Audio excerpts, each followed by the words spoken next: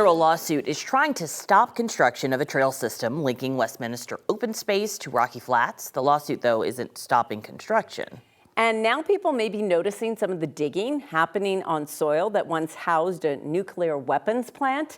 9 News reporter Evan Krugel walks through the plan and the effort to stop it. Evan. Yeah, Kim, this is all part of a plan to link the Rocky Mountain Arsenal with Rocky Mountain National Park through this series of trails. One key cog, a controversial bridge connecting Westminster Hills open space with Rocky Flats, where we found construction is underway.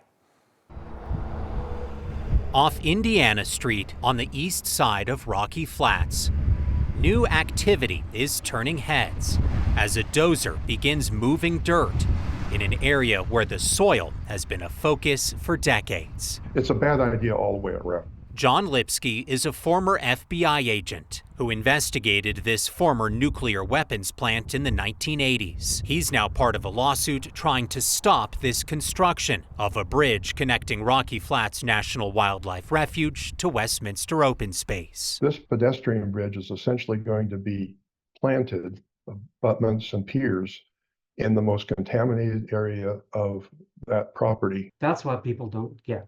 It's a tiny, tiny amount. David Wood is a physicist who lives next to Rocky Flats and says concerns about the site are greatly exaggerated. Just knowing what's in the soil is enough to tell you that you can't possibly get a dose big enough to worry about. He says the risk of crossing Indiana without a bridge is far greater than any you'd get recreating at the refuge and wants construction here to continue. John Lipsky says it's irresponsible to continue construction with a pending lawsuit and says the U.S. Fish and Wildlife Service should halt construction here until the legal system plays out. They want to beat the clock.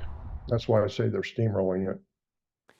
Now, the U.S. Fish and Wildlife Service declined to comment today, but did promise us a response on exactly what's happening there by next week. Evan Krugel, 9 News.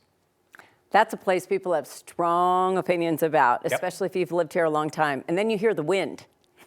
Yep, he was saying those recent windstorms we had just a few weeks ago certainly made him think about what could have been there, what could be happening to folks there. But then you've got the other side of the argument, these people who choose to live right there and say there's no problem. And so certainly a both sides situation that's set to continue for a number of years as this project continues.